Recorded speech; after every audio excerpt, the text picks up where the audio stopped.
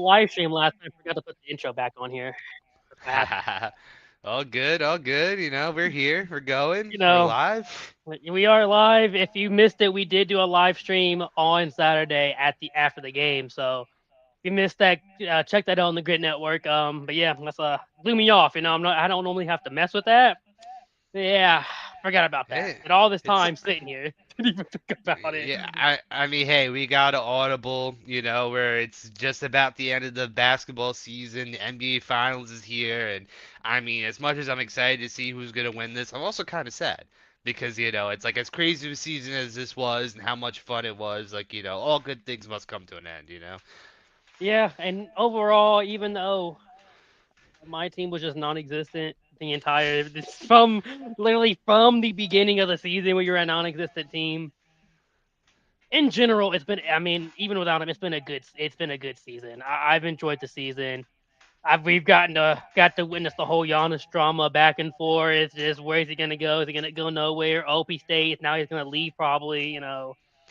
I It's mean, just we had that. a lot of crazy trades this year. I mean, my team, like, it's almost like, do you even bother trying? Because, like, my team got embarrassed in the first round by, choking away against the Sixers team that didn't even have Embiid or Paul George for most of the Yeah. year. And then when they're healthy, they just tried long enough to beat us.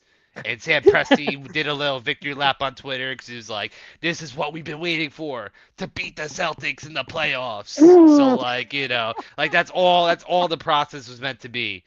They It's like still we couldn't get not. past the second round. They It's like still we couldn't don't get care past about it. beating anybody else. We just beat the Celtics. That's our championship. That's all we care for. Oh yeah, I mean we could talk about like the dramas with the whole gambling to start the year. I mean this year was also the Kawhi Leonard drama, figuring out him getting some money under the Mm-hmm. table. Like I mean, oh, I mean, hell, I mean, there were so many things. I mean, the Kevin Durant drama for the All-Star game was another thing The too. burner The count. burner count number 5, the fifth time, how many times he's been caught with a burner count, and he's still like, I'm gonna do it again, guys. Like, I don't know what the He really drama is. is. I'm gonna keep on doing this. Like, this is what I do. Um, but We all got to things see. considered, We finally got what? to see a full season of Wembanyama. What it seems like, what it looks like to have a full season of this man, basically. Yeah, I mean, yeah, Wemby has been absolutely fantastic, and I actually do want to start with a stat that I want to see if you can guess, Oh, right? wow. So we all know, I mean, Chet Holmgren's gonna have the worst offseason of his life, especially with that Game 7, how terrible that ended. We'll just go through the stat line again. 4 points, 4 rebounds, 0 assists, 2 steals, 2 blocks. At least he had that. He only shot 2 times. So And now not let's once in the go. second half. Not once in the second half. So now let's go to another elimination game of a guy that was a runner-up on the depoy, I first think. team all defense. I think I Here do know where is this is going. yeah, but here's this guy's stats, and I'm sure it'll pop out who it is. But again, 5 points, Uh, 13 assists, 8 rebounds, 4 shot attempts in an elimination game 7. no, funny enough, I do think I know who this is because I'm pretty sure I saw this on Instagram either yesterday, or like right after. Mm-hmm. Yep. However, the 5 point stands up, but still, 13 assists. The dude still at least played point guard, you know? Eight 'Cause I'm boards. Eight right. boards too. I'm not wrong. It's Ben Simmons. That was Ben Simmons' stats. Correct. The infamous pass game where all he had to do was lay the ball up, get a dunk with a couple minutes left on the clock, and all the momentum was going the Sixers' way. Passed the ball up and was too scared, and his career was never the same. When he had a While the pretty open rim too. That's the rim I was mean, Trey really. Young was the only guy around him, and Ben Simmons towers over Trey Young. I mean, everybody does on that court. Like, he's not a defensive guy by any means. So, the reason why I bring this up is because we saw how Ben Simmons, at least on the Sixers, was very good. I mean, he was a third Yeah, team All NBA guy himself. It wasn't that particular year, it was the year before, but again, borderline depoy guy, all defensive LeBron, you're good to guy. go. We got Ben That Simmons. I mean, yeah, Colin Coward was all over that, and it was like one of those things where like, hey man, even though Ben Simmons doesn't give you the scoring output, at least he could give you boards, at least he could give you assists. What did Chet Holmgren give you that game 7? Pretty much barely anything. And he's a Yeah, center. 7 foot center. You can't even get boards reliably. Like, and granted, he wasn't playing like a center. He was playing like a four. But like again, he was just so mentally just not there, and he was so out of it. You know, I want to think better of Chet Holmgren and think like, will he turn around next year and like have that short memory that a lot of like professionals do? Because you have to have a You short have to. memory, especially when you're have a bad game. You can't let that linger. Ben Simmons decided to sit out a year with a back injury and hold out, and then went on to go with the Brooklyn Nets and how his career ended. I don't think Chet Holmgren will go to that level, but what can we expect out of Chet Holmgren next year? What like I feel like his future is so unknown. It really we talk a lot about Chet. It would be less of a thing if they had Jalen Williams there. Because not Hmm. having Jalen Williams really in the end to me is what limit the series. If they had Jalen Williams, that consistent second score, which I feel like you can arguably debate that Jalen Williams is a better bucket getter than Shy. Shy has an unbelievable mid range, and we got to see that through this series, in especially Game 7, where I really think he only tried to flop twice, and they Hmm. didn't call it. Hmm. He had his mid range shot going, and when he plays that way, it's beautiful. His mid Yeah. range is a beautiful shot, and I Yeah. don't get mad at him for that. Like what I think it was third, maybe fourth quarter, the step back pump fake he pulled on Devin Vassell and then got the foul. I don't get mad at that. If you're gonna jump, hey, he kind of got you. You can live with that. Jalen Yeah. Williams is just more athletic, so like he can get anywhere. He can dunk on somebody. He can shoot the three a little bit better than Shy can. So not having that puts so much more on Shet. So when Shet performs this way, you're like, hey man, you're supposed to be the number two. This is what you do as a number two. If Jalen Williams was there, we could have we could kind of disregard it. And I think that's kind of the future they might look into. Like, listen, as long as we have Jalen Williams, Chet, if we get this from Chet, we could still beat a team like the Spurs if we have Jalen Williams, even if Chet does this. Uh-huh. And also too, AJ Mitchell, let's not forget he was gone Hmm. too. He was also a reliable scorer while need be. But I come all to say this because past couple years, the Thunder were building up all these assets. They didn't have to worry about the luxury tax by any means. But now next year is when all this money is going to be hit. They are $28 million above the second apron. Who is their highest paid salary guy? Chet Holmgren. Tied with Jalen Williams at $41.2 million. That's bad. Shea's right under there at 40 million. So, I mean, it's an estimate, it says here, so I don't know if there's bonuses included. I don't know if there's like incentives or maybe they could, make a signing bonus to reduce the cap hit. But regardless, we know, and like we don't, I mean, this aprons, shenanigans has been nothing but a complicated and headache kind of thing to deal with. But what we do know is that the longer that a team stays in that second luxury cap, the more they get punished and year over year they have to give up Yeah. more money. They can't, they're very tight on who they can add, who they can trade for, and all of that. So when you look at this Thunder team, everything was going great when the salary cap was going well, when the draft picks were plentiful, and I think they still have quite a few draft picks. At least for the rest of this decade, they should be have Yep. Maybe decent what amount of draft number picks. 10 this year too, I believe. So yeah, I mean they had one of those picks that made it into the lottery at the very least. But then it's like one of those things. It's like between Chet Holmgren, Jalen Williams, and Shea Gilgeous, that's about $123 million of your salary just in those three players alone. And Jalen Williams has been great. Shea's great. Chet Holmgren had a solid season, but I mean, again, it's like, do you go with the knee-jerk reaction? Do you try to move him while you can, or do you continue? Like, do you think this team is good? We'll just run it back and just say that this past series is kind of an aberration. Well, I don't know if you know this off your top of your head. When is Chet Holmgren's contract up? You know, Luckily, I have it on spell track right now. He just signed this contract. He just signed that's a right. 5-year, $239 million contract. So through 2030, 2031, it's going to be 41, 44, 47, 51, 54. So they're just at the beginning of this Chet Holmgren where it's like We could have Chet Holmgren, who goes through the off season, figures things out, and comes out the other side and be like, "Hey man, that was just a one-time thing. We're all good. I'm zen. I hung out with the monks like Wemby did during the off season last year. I'm ready to go." Or do we get the Ben Simmons meltdown where he just is not the same anymore? His all defense and all NBA days are behind him because I mean it's it's again it's like when history precedes itself in the way that it does, it's like it could go either way, honestly, at this Yeah, point. Because the way that Chet went up against Wemby, like Wemby wanted the smoke, he had the fire in him, where he was making sure everything that he possibly could go would go his way. He was so passionate and again hugging everybody, making sure that when mistakes happen, we're all good. When we watched that Thunder team, they looked defeated. They looked like they were just going through the motions that game seven, even though they won game six to push it to seven. I don't think that Thunder team ever believed themselves, and they don't have a real vocal leader in that locker room. Unless you're gonna say Alex Caruso's that guy, but like again, he's coming off the bench. Like yeah, Shea's too cool for school.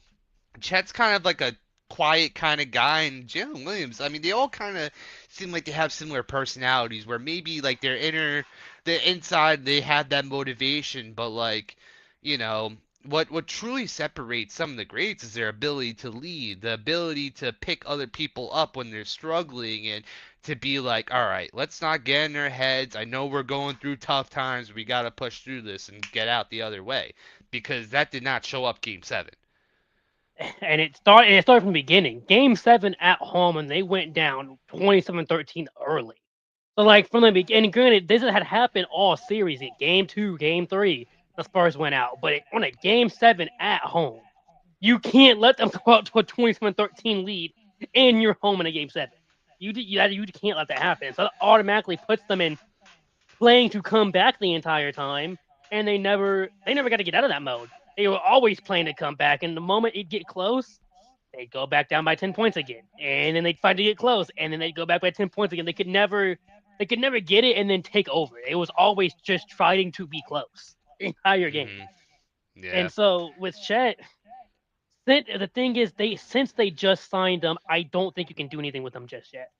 You Hmm. can't sign somebody and then immediately say, "Yep, that was bad. We gotta trade him immediately." You Yeah. like as a GM, you can't do that.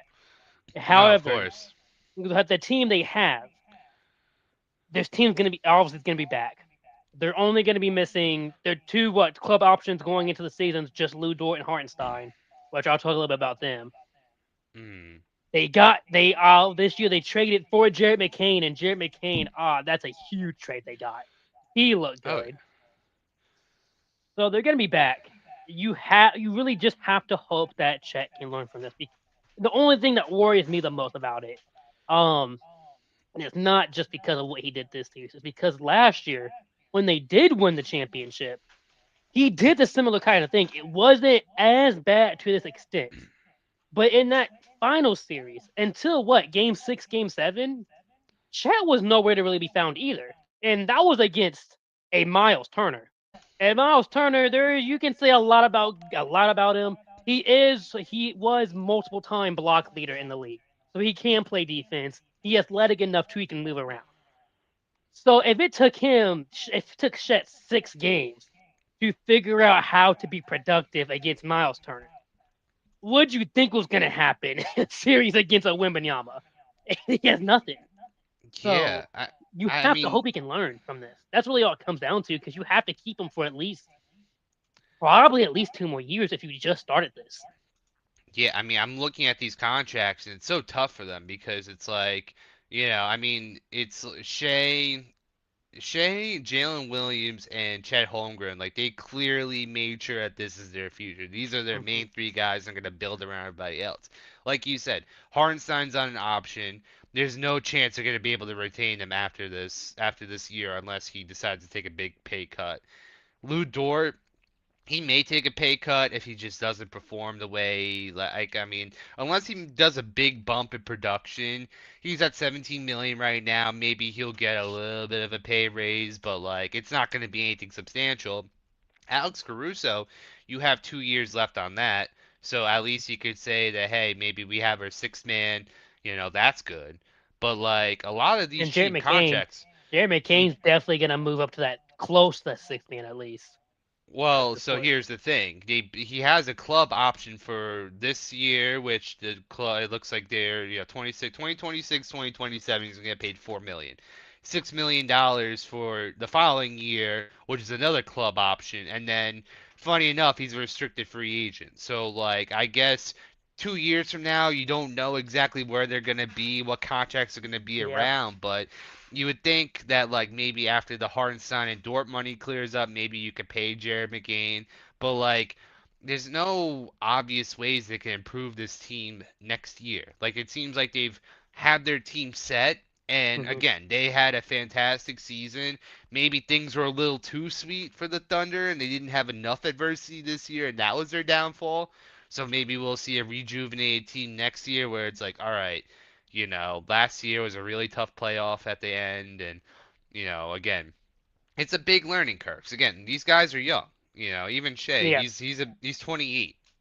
He's still like in his peak basketball career. Chet Holmgren's only 24, and then Jalen Williams is 25. So like, you got as good of a young core. If they stay healthy, if they stay productive, they're as good as anyone. But it's just like this is the worst time to be like, all right, we got these guys locked up for the future, and this guy's got injury problems.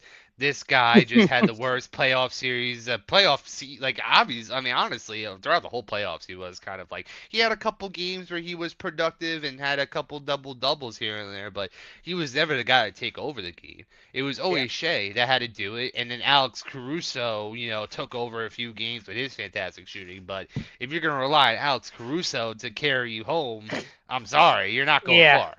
You And, know, and again, that comes with not having somebody like Jalen Williams to be the second option.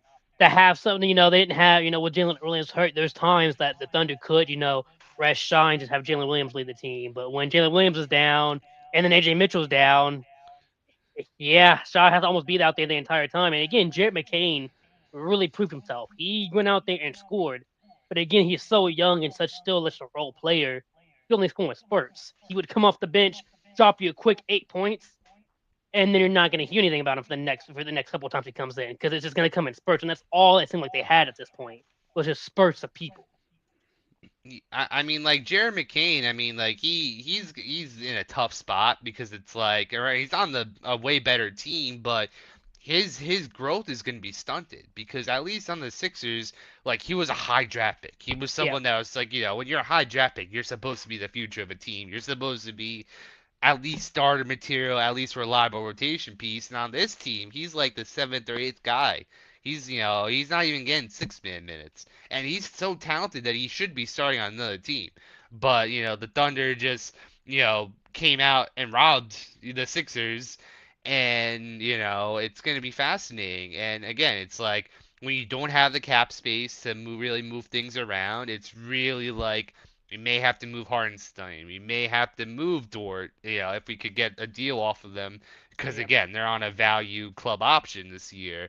But we're gonna really see what the Thunder are made of because again, through this finals run this year and last year, things were so sweet because they didn't have to worry about the cap struggles. They didn't have to worry about yeah. like it was all just seemed like the sky's the limit. They could go perfect and everything will go great. Now the money is kicking in. Now we're really gonna see like is this Thunder team a real dynasty worthy franchise or are they gonna explode? And in modern day NBA, they purposely made it difficult for teams to keep talent and to have teams go back to back.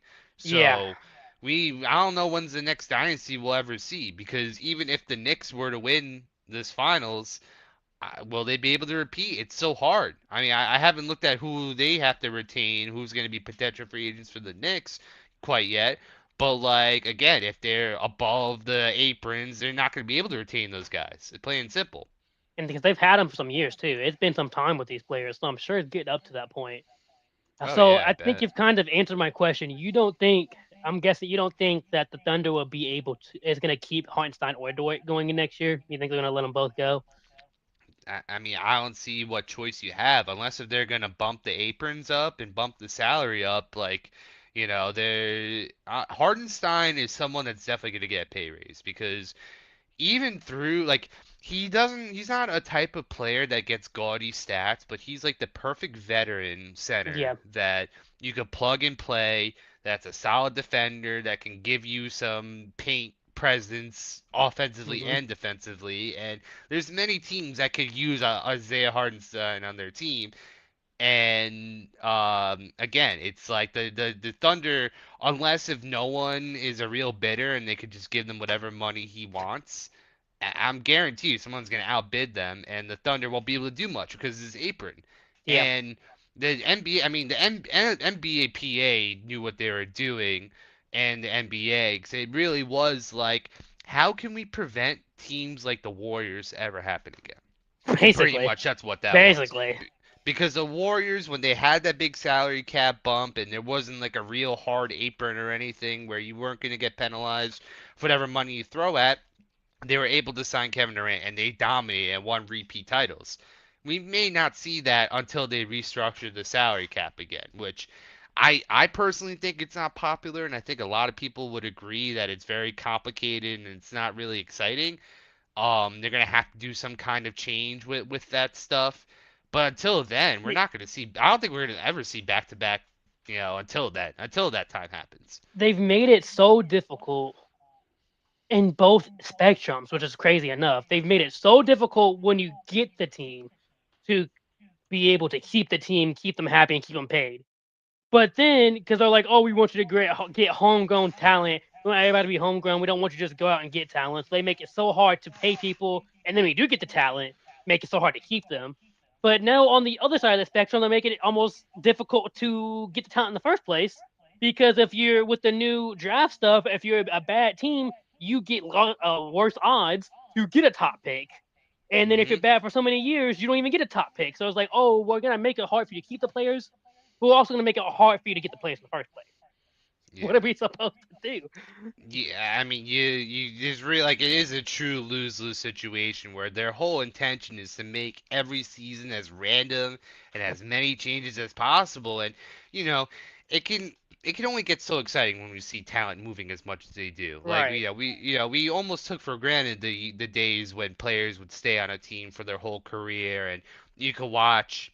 A team build steadily throughout, like the Celtics, the way they were able to build their team, and then again, once Tatum, once Brown got their big contracts, everybody else went out the door because now Mm-hmm. 70% of the salary cap for the It's Celtics are them going too. to just two players. So it's like now the Celtics are starting to reach that problem. But going back to the Knicks that we are talking about, Mitchell Robinson's going to be a free agent this year. PJ Tucker, wait, what? PJ Tucker? I didn't know PJ Tucker was a Knick. Wait a minute, VJ I, Tucker. I mean, like that's I guess he's just been like their version of Udonis Haslam, I guess. So he's a free agent. Who cares about him? Jeremy Sohan, goodbye. Landry Shamet, while he was a sniper like how he was, he's not going to be able to repeat that. Goodbye. Jordan Clarkson, you could live without him. So at least for next year and then into 2027, 2028, the core of Karl Anthony Towns, OG, Jalen Brunson, Mikal Bridges, they're all under contract. At Okay. least for this year. Cat has a player option going in 27, 28, which I could see him picking up. It's $61 million. Why wouldn't you pick that up? Right. And then OG and Jalen Brunson's options don't happen until 28 and 29. So again, you're looking far enough in the future where let's just Okay. say if a Knicks could win, they could possibly repeat.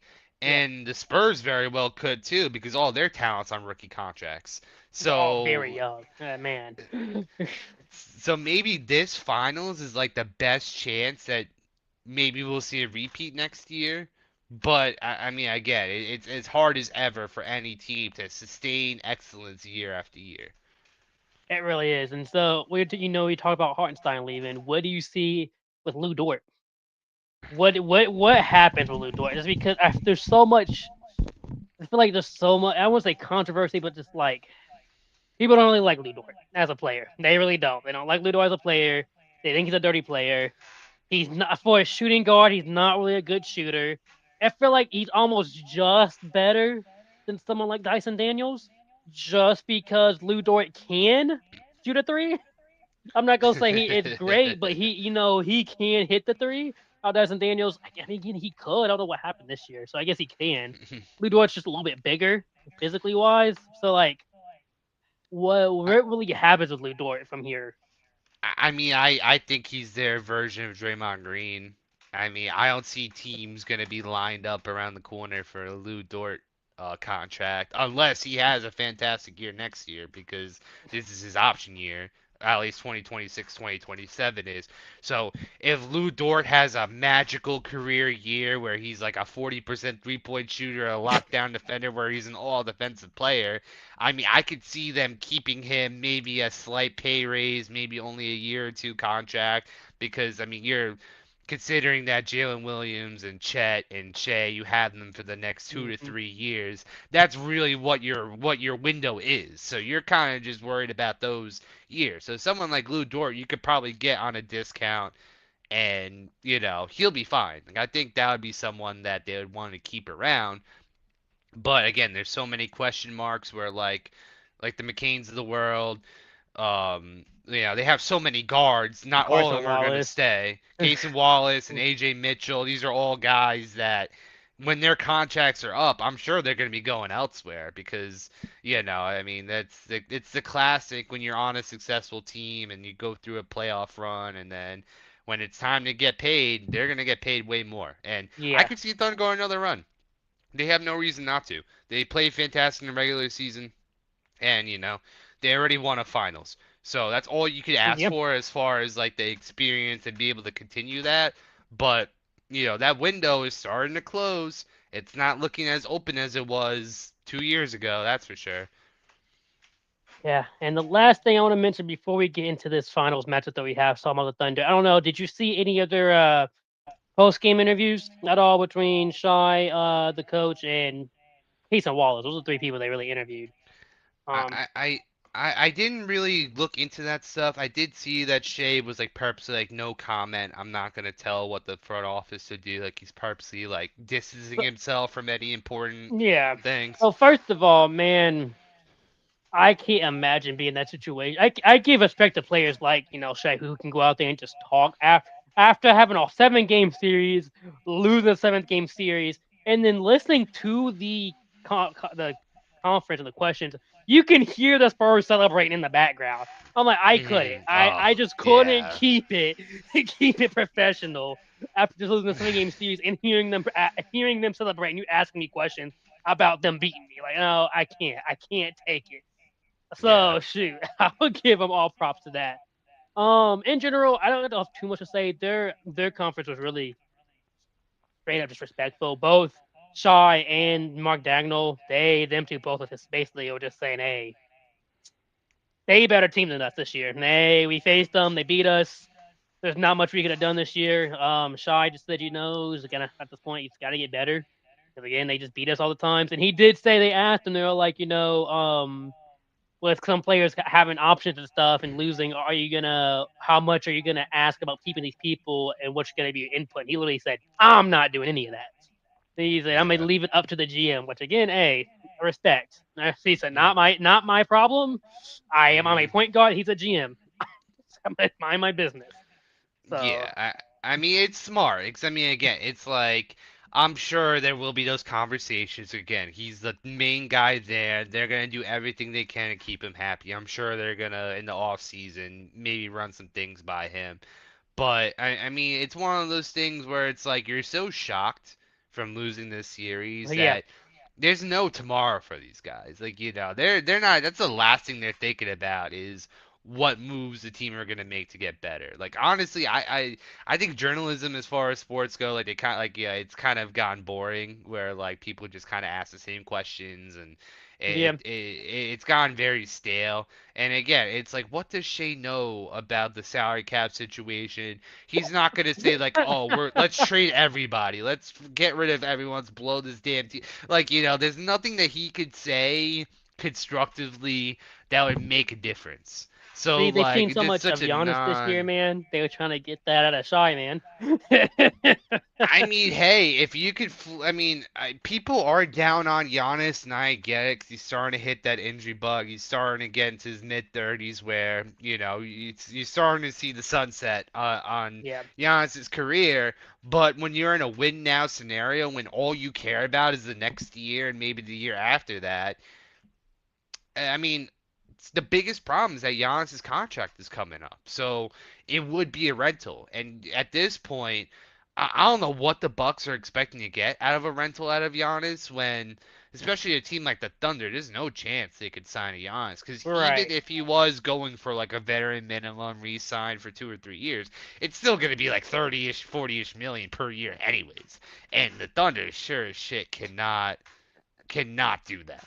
So they could kiss Giannis goodbye, as far as I know, unless if they do trade a Jalen Williams or trade a Or Chet, which I think would be disastrous onto its own. Even though, again, the knee-jerk reaction where everybody's it'd be great. dog Yeah, pounding Chet, like you can't give up a dude in his mid-20s just starting his contract for a guy that's 10 years older than him that's just about to have an expiring contract. Like that just can't happen. So the that makes no Thunder are sense. kind of set. The Thunder are kind of set where they are. Maybe they can make a couple moves because Presti is known to wheel and deal and get He some is. trades done. Like I cannot rule that out because you could always make a trade to switch contracts around or Hmm. whatever. Like that's always a possibility. Um, but yeah, I mean, asking those types of questions is kind of dumb. They know. I mean, he's also seems like a calm, cool, collective guy. Like the Thunder, they're He is. all kind of just like they're physical and kind of dirty, but like to the media, they're all just kind of like, they kind of throw the, Basically, yeah. they kind of do the light skin face and just, act like they're unbothered. Um, yeah, I mean, at the end of the day, I think the Thunder will be fine. It's Yeah. fun to dog pound on them because, again, everybody were hating on the Thunder all playoffs, and everybody, unless if you were a Thunder fan, pretty much everyone was wishing on the Thunder's downfall. So if I were Chet, I would not look at the internet for the next couple months because, Just let it die down. especially with AI, man, he's gonna see some diabolical things about himself on the internet. So, Oh yeah, that's I would go to Taiwan, go to where, I mean, again, you just got to follow Wemby's footsteps. You're gonna have to copy him a little bit and learn inner peace and learn how to get that fire in him because they need the vocal fire. They need yeah. that I don't know how to explain it, but just the way they were playing so lackadaisical and just like not really caring. That's not how you A win. lot of Like turnovers too. They were turning the ball over a lot in that first half, especially in the first half. But like, yeah, and that's not how you win. That's plain and simple. so that finally gets us to where we are now. Spurs versus Knicks finals. A matchup from, funny enough, 1996, which was the last time the Knicks made it here. I've gone my whole lifetime without seeing them in the I finals. believe it was 99, Might have been 99. 99. Yeah. Yes. I've gone my whole lifetime without seeing the Knicks in the finals, funny enough. And so now here they are back with. And it's funny. Yeah. It's funny to think about the last time the Spurs and Knicks faced. It was when the Spurs had just got Tim Duncan, and he had a Mhm. new big guy to take over the team. And now here we are, with the Spurs facing the Knicks in the finals, with the Spurs having another new big man in Wembanyama taking over the team. Yeah. And as I titled this, it's basically a finals of youth versus vets, because this Knicks team has been together for the past 3 years. They all have playoff experience, all have tons of NBA experience. Brunson, Hart, Cat, they've all been here and played it. Ananobi, they've all been here and played it. And this is really the first time for all these Spurs players. Other than maybe what De'Aaron Fox, it's the first time for many of these Spurs players, and Harrison Barnes, obviously, for being in this type of situation. What do you see coming out of this? And before I get into this, I will say they did face each other 3 times this year. And the Knicks won 2 out of 3 times. Won the cup 124 113, lost 134 132, and won the last matchup 114 89. So the Knicks Mhm. did win 2 out of the 3 other matchups when, last going to the last series, the Spurs were knowing to win against the Thunder, ended up pulling it out. How do Mhm. you see this playing out, Knicks versus Spurs? Just to throw a little fun fact out there, I was an infant when the last time the Knicks and the Spurs were in the finals. Steve Kerr was still playing basketball when this happened. Yes, sir. Like this is a Yes, sir. Steve Kerr. I don't know how many rings Steve Kerr has on his fingers, but he has too many rings for all I care about. And but to go into this series, I mean the biggest problem, and I mean again, it's as basic analysis as it is. Can the Spurs mitigate the turnovers? Can they mitigate the mistakes? Because especially in this Thunder series, this past series, Stephon Castle was absolutely abysmal with the basketball.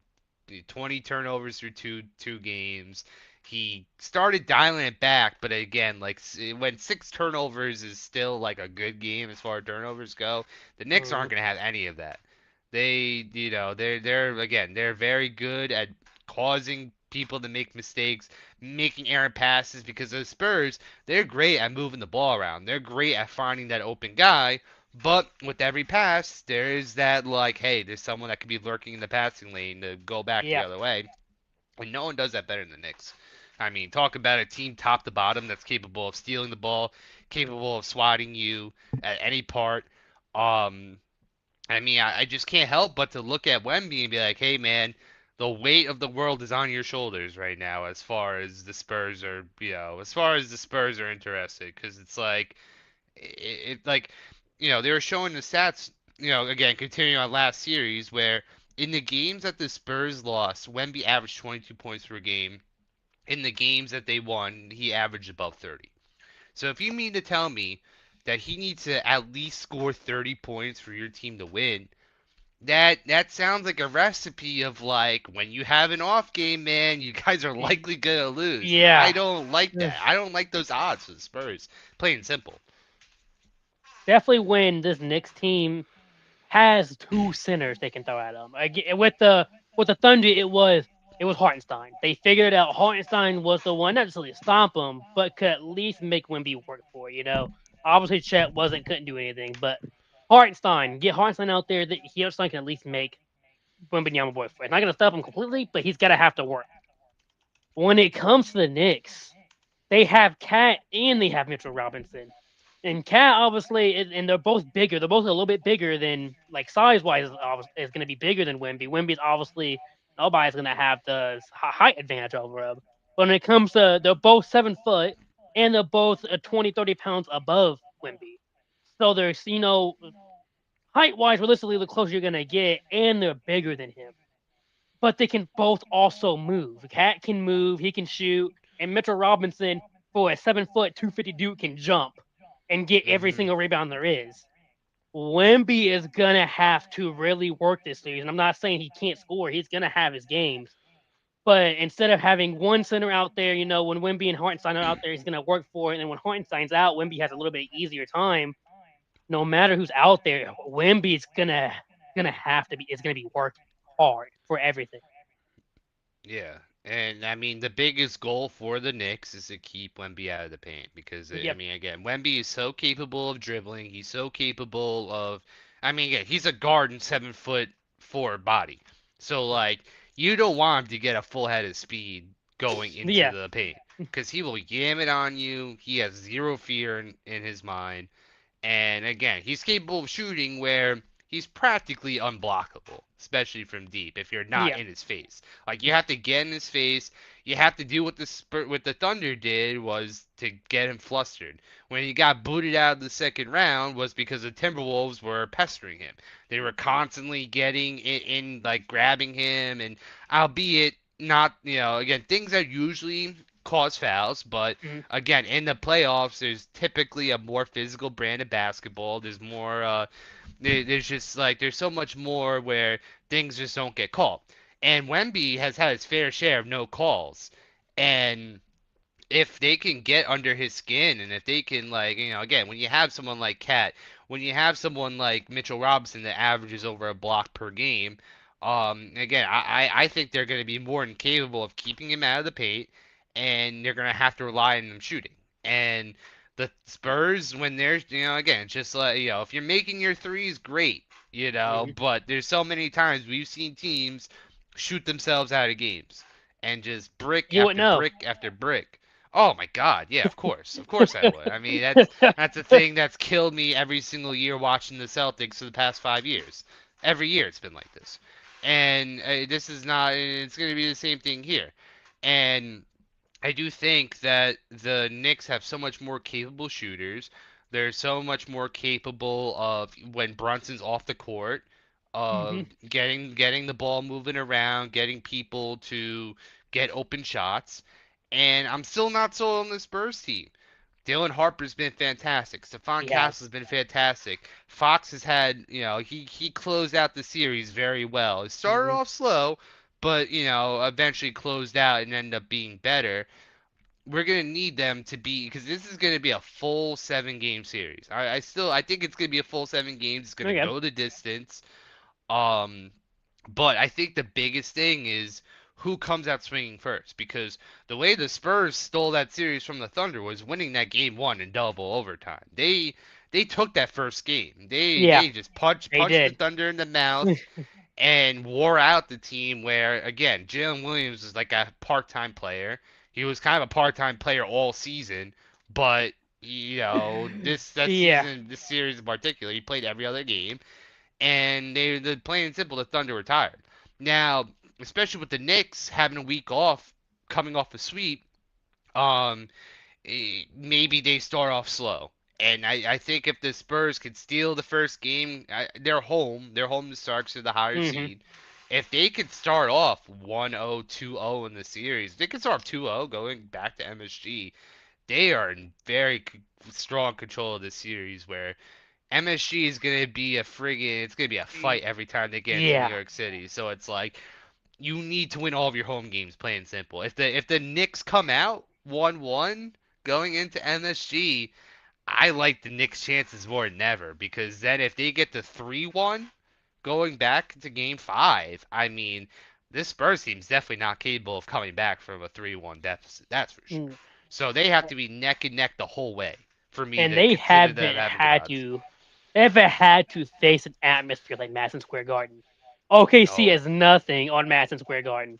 Definitely in this game seven. This game seven, the fans were. It was just kind of dead the entire time.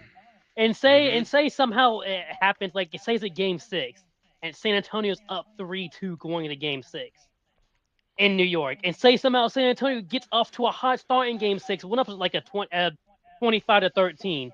The moment that Knicks team makes it a 5 point game, that stadium is going insane. Even with them Yeah. still being down, they're going insane. OKC wasn't like that. It was OKC was like, oh, they're almost here, maybe. But no, the Magic were going. The moment there's a singular turnover, it's like they've won the game already. Oh, That's how oh they yeah. react to everything. And And then I with mean, Wimby, we talked about Cat and Mitchell Robertson obviously fighting. You can't forget the almost. We talk about how annoying Caruso is.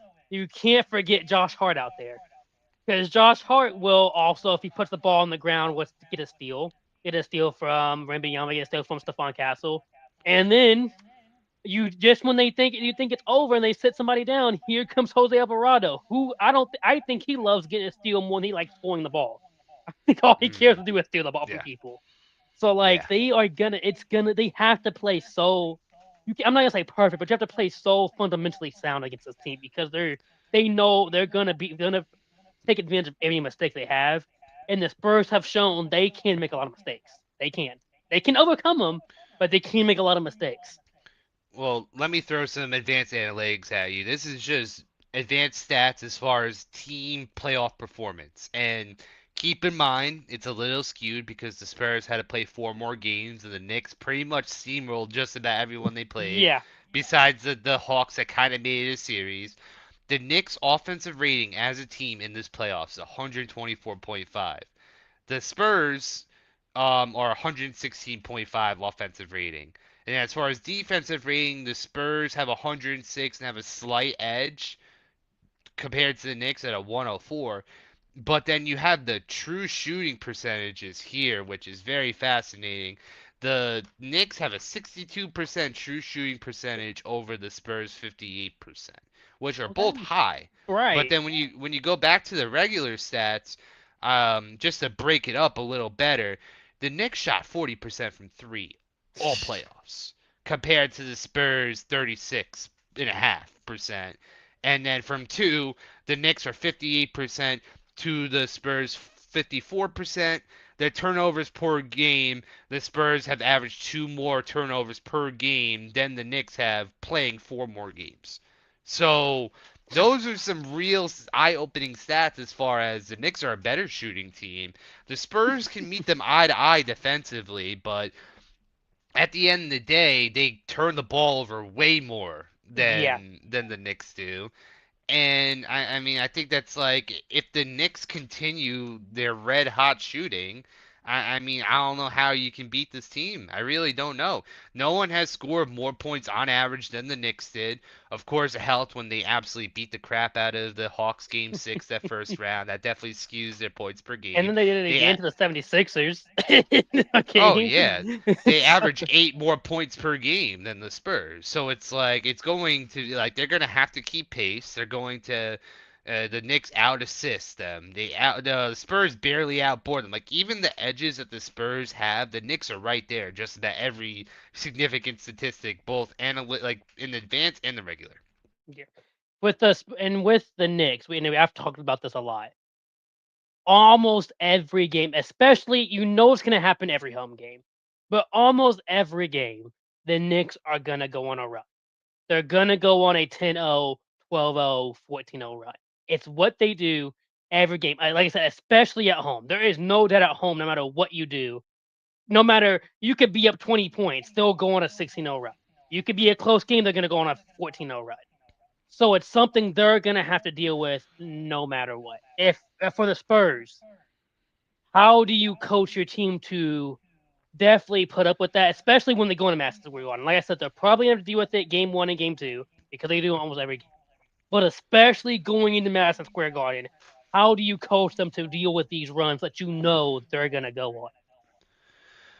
I mean, I think the Spurs are gonna have to learn to, and again, it's easier said than done, but it's a matter of being able to calm yourselves, being able to slow the game down.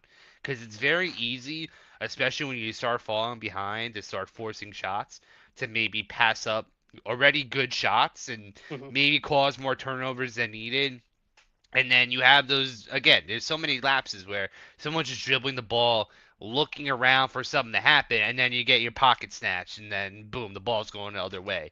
So the Spurs have to be decisive and purposeful with the ball, plain and simple. And again, that's like so like almost like I'm talking like a therapist. I feel like I'm a therapist talking about this, but like at the same time, I feel like there's not much they can really do X's and O's wise. I think it's really like they're gonna have to just play tight on everyone. Jalen Brunson's definitely gonna be the focal point where Hmm. as much as the Knicks are going to be like, we got to stop Wemby at all costs and force the rest of the team to beat us, it's going to be the same way with Jalen Brunson and the Knicks. Now, the Knicks are more equipped to win, even without Jalen Brunson not playing at his peak. But like, I can't let Jalen Brunson get wherever he wants on the court. Especially like whether it's you have to rough him up and make him hit the deck and force him to shoot free throws. Maybe that's where you just got to be a more physical team because the Knicks are going to bring physicality. Yeah. They're not short of size or physicality by any means.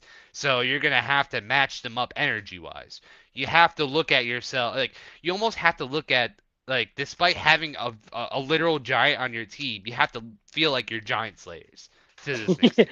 Like you have to treat yourselves like you're the underdogs, that every possession means something because like you said, it's so easy for the Knicks to go on a 10-0 run or a 12-0 run and that's it. You Yeah. know. And with Um and with for me with the Spurs, what I would tell them, they have to make sure when the runs start, they have to make sure to slow down the game. Because what mhm. happens is, and the Spurs can run. The Spurs they showed in this entire series, they've showed this entire playoffs series with Thunder, they can get out and run. Shoot, they have De'Aaron Fox. He's one of the fastest players in the league. They're gonna get out there and run. Bunch of young players. But when the Knicks go on their runs, a lot of their points come off the fast break. Their run won't start on the fast break. Their run is going to start off of them hitting a shot and them either getting a steal or a block. That's normally what happens. But once the run starts, they get a lot of their points off of missed shots and they get down the court, block shots they get down the court, steals they get down the court. But whatever happens, they are down there immediately. When Mhm. that starts to happen, the Spurs have to just know to slow everything down. Because as much as they can run with them, you don't want to get in that matchup. Now, if you're controlling the running, if they're controlling the momentum and doing the running, they can do it. But the moments the Knicks start doing it, they have to slow it down. And that's the one issue I worry about just because they are so young. And honestly, with how Mitch Johnson has coached this team, he might be coaching this them right now, and they might not have that issue. But with them being Mhm. so young out there, when the Knicks start to get to run, I can easily see them wanting to run with them. Yeah. And that honestly, even though they can run, it plays right into the Knicks' game plan because then you start turning the ball over more and you start taking Yeah. bad shots. And so you have to know at that moment, we have to just slow it down immediately. So that's the only Yeah. way I can really see to combat what the Knicks can do. And it is that decisiveness of like, hey man, you have the open shot, you gotta take it. You Yep. have to you can't be like again someone like a castle that just turns the ball over and over and over again. It's like those are the things that you can get away with on a worse shooting team, but when the Knicks have shot better than anyone else in the playoffs, that's a recipe for a disaster. And you almost have to look at Wemby and be like, hey, man, we're going to need you every night. Like, I'm sorry if you only get a minute and a half's worth of rest because Luke Cornett's out there barely holding on for his dear life. Granted, he had a very clutch block that was very Yeah, important that at the end block of the was game. elite.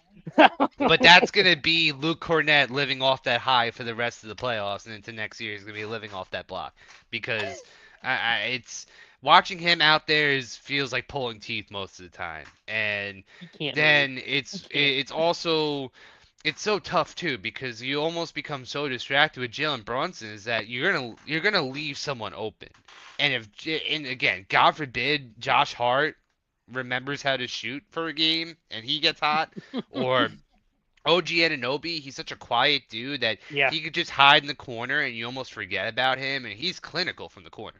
So you can't leave him open either. And Um, then Bridges it is would, so hit and miss. He's so hot and cold. But when he is hot, he also the guy who can kind of shoot anywhere. Also, he can shoot. yeah.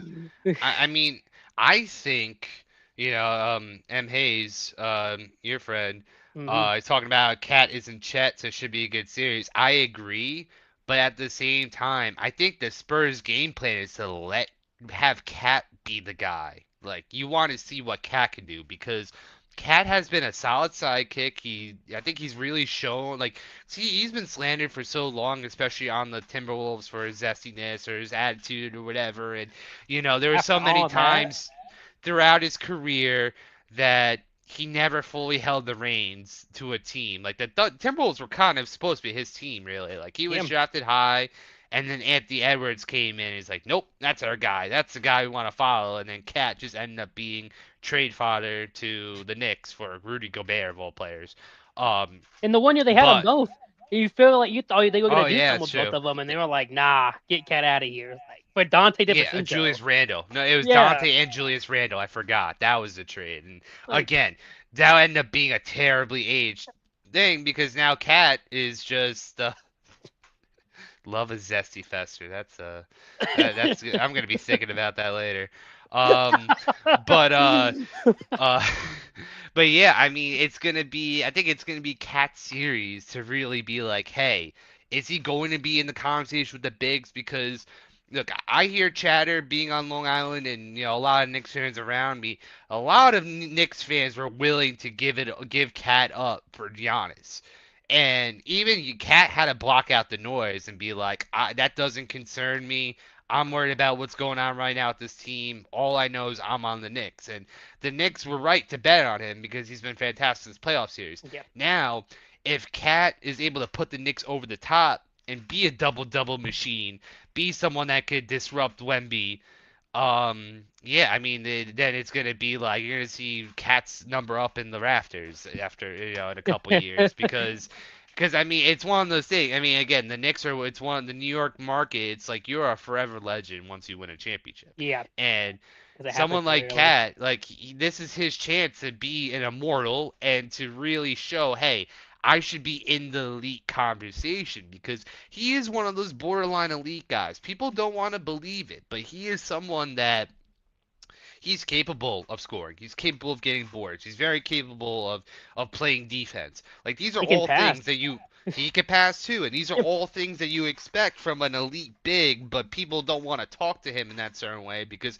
they look at him a certain way or they kind of like they don't believe in him because he never really had the playoff performances that people can remember. So this will be the series that if Cat can have one of those 25 and 12 games with a block and a steal, and he has one of those highlight blocks against Wemby, he's gonna be remembered way differently. Let him dunk on Wemby, man. Let him dunk on. Let him get a Oh, block and dunk on Wemby. Oh man. oof. And that could play into the Spurs' hands because if Cat falls under pressure and he begins to struggle and you're still shutting down Jalen Brunson, now you're expecting a ragtag of dudes to hit their threes. And again, you could play the numbers game all you want where it's like, hey man, you shoot enough threes, sure enough, something will go down. We see it more often than not that that's not the case. You know, Yeah, it's yeah. either you're hot and you make them or you're not and you're going 20% from three and you're losing by 20. So You yeah, like so mighty it's club that happened. Yeah, if Cat did dunk on Wemby, you better take cover, man. You yeah. I you mean, I better. was I was saying Saturday. I'm finding a fallout shelter. I'm finding a nuclear. I'm gonna be seeing haze on the New York City skyline. Luckily, I'm far enough away where it won't directly affect me. But if I see some cloudy days after the finals and the Knicks win it all, I'll know because the New York City will be in flames. And They will.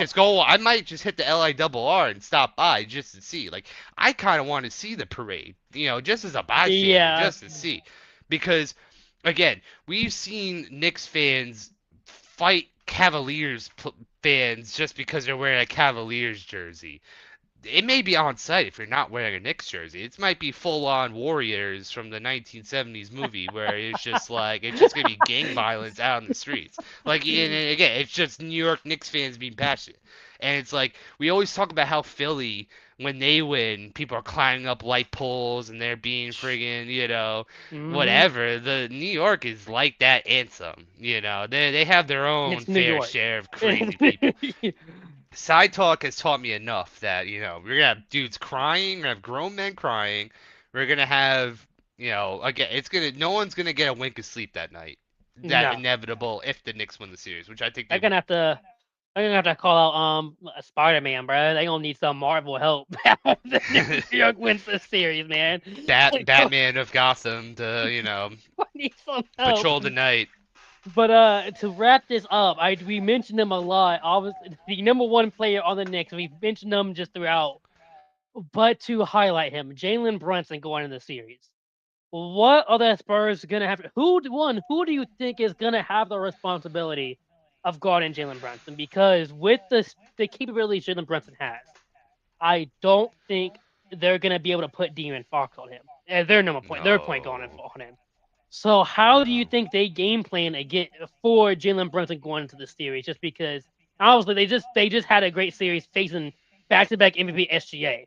So they've shown they can go up against a star point guard. So how do they game plan against a Jalen Brunson, seeing that their games are a little bit different? Yeah, I mean, I think they're going to be asking a lot of Stephon Castle. Stephon Castle is definitely going to be on the microscope because he's a 6'6" guard. He's going to be the defensive counterpart to De'Aaron Fox's, not so defensive acumen. And the biggest thing I worry about Jalen Brunson is that he's definitely someone that's more incapable of driving and kicking it out. Yeah. So you're gonna want Wemby to patrol the paint. They're gonna might play zone because you just want Wemby to be a free defender because he's going to be because I've said it time and time again. It's amazing how if you see Wemby like a foot or two behind, like ahead of the 3-point line, Hmm. where he's just in the right range where most players, when anyone else is there, would just, without a second guess, fire that three away and shoot it. They back away. They second guess. It was like, is Wemby close enough to swat me? Because 9 times out of Which 10, he is. yes, Wemby's that close, and he's fast enough to close that out fast. That turns a great shot into a bad shot. So We I think watched it's gonna, SGA miss a layup because of that. yeah. Because of Wimby's presence, basically. So yeah, so it's one of those things where you want Wemby to be a free guy. You would want to minimize the amount of time Fox or is on Jalen Brunson. So they're gonna have to do a rotation of guys, and Mm, maybe you don't want to blitz him so hard when he's in the paint. Like you just want to let Wemby say, "Hey, your responsibility to stop anyone from getting close to the paint." Because the biggest nightmare for the Spurs would be Jalen Brunson drives, kicks it out to an open corner three. Then it's Jalen Brunson comes up again, backs you down, hits a mid range, and then you're already exhausted. And then here comes a pull up three for Jalen Brunson because he could do all three levels, and he's someone that has no fear, that he sees his shot, he's in his motion and hits his tempo, and it's going down.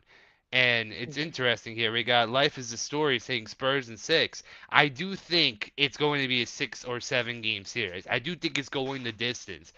I still just don't believe that the Spurs have enough because of just how good all their shooters the Knicks are, how much better of a defensive team they are. Like every facet, like earlier on, we were talking about advanced analytics and offensive rating and net rating and turnover percentage and everything. And almost every single stat during this playoff run has been pro Knicks. And yep. even when the Spurs had their few advantages, the Knicks were right there. So it's not like the Spurs have any extreme edge besides how great Wemby is. Yeah, and I mean, like I said, they've shown they can do it. They faced an Ant in in second round, took out Ant. They faced SGA in the finals, was able to take out SGA. So they faced top talent over there. So they've shown they are able to do it. It's just again with this Knicks team when it comes. I'm just talking about Jalen Brunson because he's a star. The Knicks are just so complete. Against the Timberwolves, they were able to double team. They were able to just double team Ant, and that was the end of the Timberwolves. Funny enough, that was Hmm. really it. Once they double teamed Ant, obviously Ant had the injury, but once they double teamed him, that was it. That was it for the Timberwolves. With Hmm. with OKC, they tried to do the double team on Shy, and it didn't work at first because Shy it can be a true point guard. It can pass it, and they had more of a team.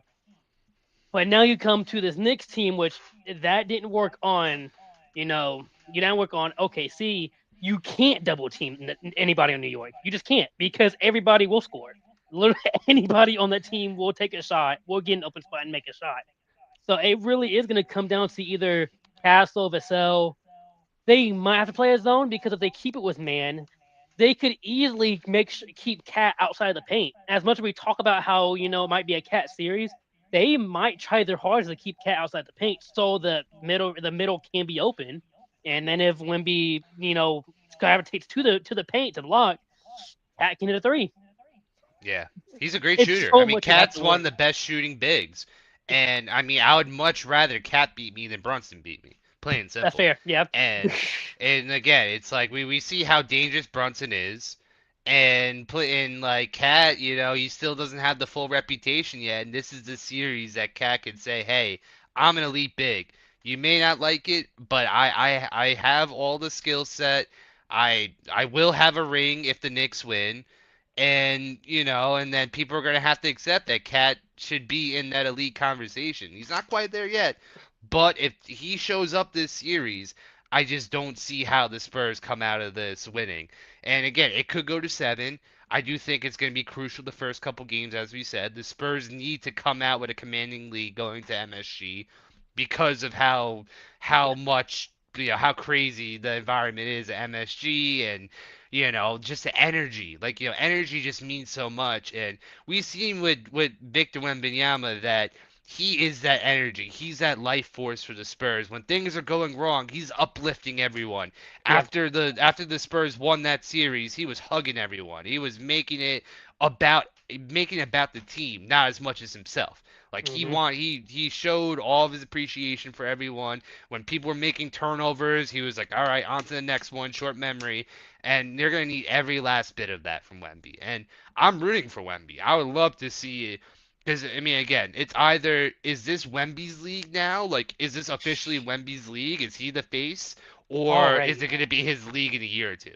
And one last thing that I want to talk about because I am sick of this, where especially old heads and seeing that like former NBA players say that we can't have a European the face of the league has to be American is so dumb and boring.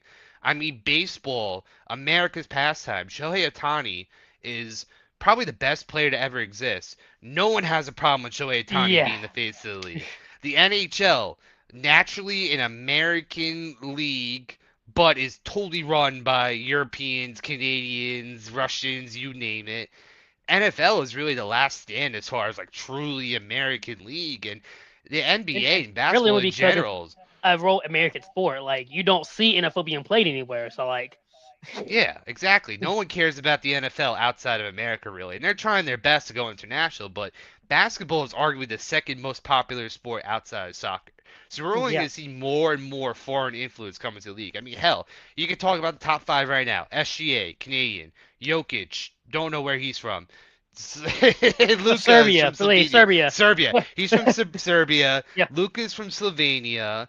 Giannis is from Greece. Mm. Victor Wembanyama's from France. And then it's like when we start talking Yeah. about like again, America's like the tide that keeps the NBA up, but more and more of the best players in the NBA are European born And and foreign born. So we have to accept this and be like, hey, Wembanyama is such a damn beast and does everything where it's your league now, man. It's your league. Whether it's this year and you win the championship or when he wins his first MVP next year, the year after, and eventually wins a championship. 'Cause it's not a matter of if, it's when. And of course, health plays a factor. yeah, And that's the big thing I was gonna say. As Wemby, long as you stay healthy. yeah, and Wemby's had his fair share of injury concerns, but this playoff run, he's been nothing but healthy. And no matter how many minutes they've given him, he's been nothing but strong. So it's a good sign to Yeah. see Wemby be that real like face of the league, and no one's more deserving than him of being that guy, in my opinion. And it's definitely him, and especially when you talk about defensive player of the year. As long as Wimby touches the court, that means it's defensive player of the year. So you know you're gonna have that every year. It's just Yeah. unfair. Like nobody's gonna come close to that. He can do One of too his much. dud games, one of his dud games early in the playoffs, he had 12 blocks in a down game for him. He had 12 blocks, which is ridiculous. So it's Yeah. like no matter how you dice it, like he's going to be the future of the NBA, plain simple. He is the peak of that. And again, yeah, no doubt, being big is very hard to stay healthy. Kristaps Porzingis is the perfect example of that. You know, he's a perfect example of being a tall guy that struggles to be healthy. And when he's at his peak, Kristaps Porzingis is amazing and a fantastic talent, but that's only when he's healthy. I mean, do And we Wemby's put? already had a deep vein thrombosis. He's had like some kind of big guy injuries already. So it's like I you mean, just hope he stays away from a big injury. look at like also Joel Embiid and Anthony Davis. Them two are also dominant centers that after a week or two of games, it's well, I've shown you what I can do. I'm Yeah. gone for the next 2 months. But like when they're Yep. on the court, they dominant center. So it is really hard to stay healthy at that size. And Wimby is so much more taller than that. It's like in that what game against Minnesota when he fell and hit the ground. Oh yeah, he had a concussion because he couldn't break his own fall because he's just that tall. Like, it's again, he's always one bad fall away from getting hurt. He's going to, like I remember being at the game to the NBA Finals when Porzingis went down against the Mavericks, and he had like the most obscure ankle injury just because the bone in his ankle stayed like, was, again, he just fell weird, and then, that was it. And yeah, I mean, Shaq stayed healthy until he wasn't. He towards the So end of his career, once he started hitting those Heat years and he won that championship with the Heat, he let go. He let go of his health and his body, and the end of his career was more of like a circus kind of thing, where can Shaq be now? Like no one wanted to keep Shaq after the Heat years, plain and simple. yeah, So he was healthy until he wasn't. The So, picture I think was the picture where he was on the Celtics for a year. I feel like I've seen that picture pop up every now and then. I'm like Shaq on the Celtics. well, yeah, he was solid that year too, and then the Celtics were on a run, but then Shaq got hurt and he couldn't play anymore. He was just, and Shaq openly admits that he did not take care of his body, that he was just, he was just living off his talent.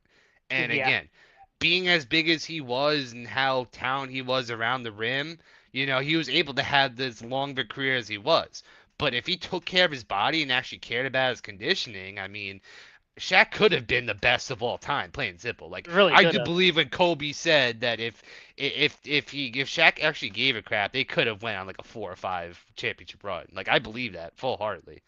And he mentions how Jokic has stayed healthy is the main one of the main one of the big guys who stayed healthy. But even this year he was injured for a couple months, so it finally hit him finally this year. But like other than that, he has stayed healthy. So like Yeah, Jokic, Jokic when he cares is great, but like he gives up on enough games when the team's out that it's like, all right, I could just preserve my healthiness. Like I feel like that's fair. Jokic treats the NBA like an accountant treats a spreadsheet.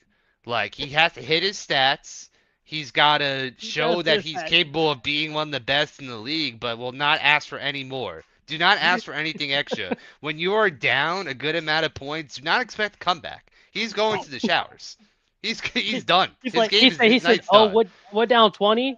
I dropped 30 and 15 though." So I did my thing, man. I was running this whole thing, man. I don't know what you guys expect from me. You guys expect me to do more? You guys expect me to care? Ah, maybe next year. I gotta tend to my horses out in Serbia. he's So, he's I hey, mean, I'll drop 30 and 15 tomorrow. The next game, I bet we'll win next game. Hey, it'll look good. It'll look good yeah. tomorrow, but Hey, go look at Jamal Murray if you want someone that cares. Like, yeah. And then Jamal not Murray will get me. injured. Jamal Murray's out there Oh, playing. yeah, and then it gets dicey because it's like, oh, Aaron Gordon, Cam Johnson. All right, yeah, that's why. No wonder why they lost. No wonder why they got booted so fast. You know, the Timberwolves were like, the Timberwolves said, yeah, you guys are a bunch of pussies and can't play defense, and the Nuggets were like, you're right.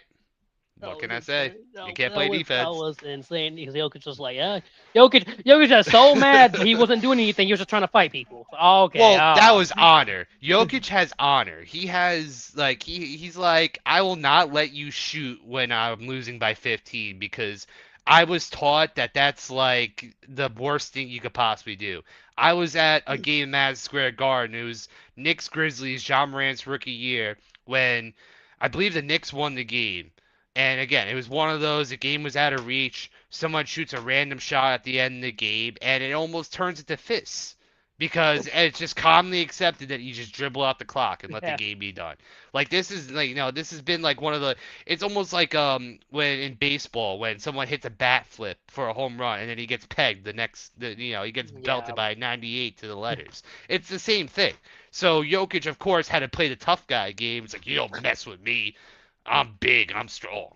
But like, does he care? No. He just wants to show he's not a bitch. That's all it is. So fair enough. I wouldn't want to fight Jokic. I wouldn't want to fight Envy's Oh brothers. no, Let me make that straight. hell I've no. seen Jokic's brothers. They looked like straight out of a mafia. Like, yeah, they're the most terrifying family I've ever seen in my life. What was So it? Was it I forget who it was, but on the Heat when the dude hit Jokic on the back and then everybody was coming to the court. Oh, that was terrifying. You know something was about to happen, man. yeah, And the just don't Heat. poke the bear. Just don't poke the bear with Jokic. As long as you And that don't piss him off, he's fine. and what he says basically just sums up what it is. Hey, he got his bronze medal. We were fighting for Hmm. gold. He was like, oh, I did what I came Add to to the do, and resume. whatever it is. Add to the resume. Nobody else in Serbia is worth the damn. So this is my bronze medal. So that's about it. So that. So, to wrap this up and bring it back to the finals, game one is Wednesday at 8:30. I wonder which program is going to be on. I Oh, think it's ESPN this ESPN, time. ABC. Yep. Yeah. So Wednesday 8:30 game one. So to wrap it up, who do you think wins the series, and who do you have winning game one in San Antonio? You know what? As much as I believe the Knicks are gonna win the series, I do think they're gonna start slow. Okay. I'm a firm believer that, especially coming off of two sweeps, that they're going to be rusty. and I think the Spurs are gonna do the same thing they did to the Thunder and punch them in the mouths early. Um, so I do think the Spurs will come away with the first game. Okay, and then who do you have winning the series in the end? I guess that's the big thing. I mean, I think it's Knicks in seven. I do think it goes Okay. the distance. I do think it goes the distance. I think they're going to be neck and neck the whole series. No one's going to jump out to a 3-1 lead. It's going to be 1-1, then it's going to be 2-2 going into game 5, and then it's going to be all up in the air after that. It's going to be the classic who wins the first away game. Whoever wins the first away game is going to determine the series, and considering that the Spurs have the home court advantage, if it gets to 7 and no one wins an away game, it's going to look good. It's going to look good for the Spurs, but I still don't fully believe them. I still think the Knicks are all around the better team. They're all around more trustworthy, more vet, everything proven, you name it. So I do think the Spurs win early, Knicks pull it out in 7. So, funny enough, I won't say the biggest hater, but I've been the biggest doubter of the Spurs recently. I was in the group chat saying the Spurs were going to lose in game 6 in OKC.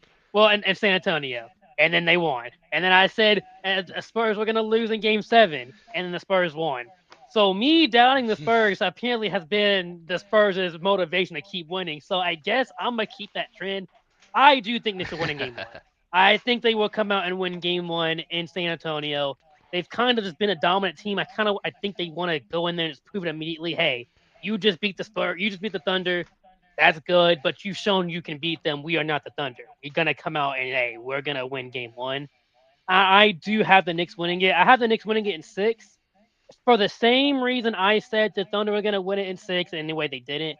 You can't let it go to a game 7, but especially in the Knicks sense, you can't let it go to the game 7 because game 7's in San Antonio and game 6 is in New York. So if it gets to the point, you have to end it in New York. You have to end the Madison Square Garden. You let that go to game 7, you don't want that situation. You just you never want a game 7. We just saw it with OKC. You don't want a game 7, even in OKC. They couldn't do it.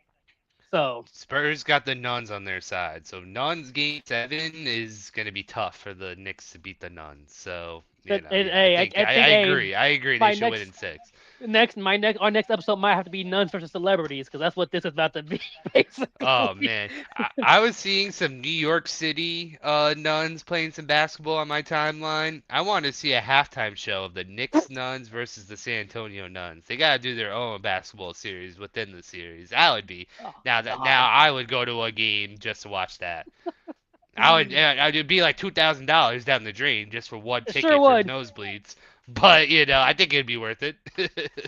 Jonathan Hunt for a halftime show. I mean, listen, if they're gonna do Magic City, we gotta do the nuns, right? Like we gotta pull both sides out. Luke Cornett approves. That's all I gotta say. Luke Cornett was against Magic City. He would definitely approve a non halftime show.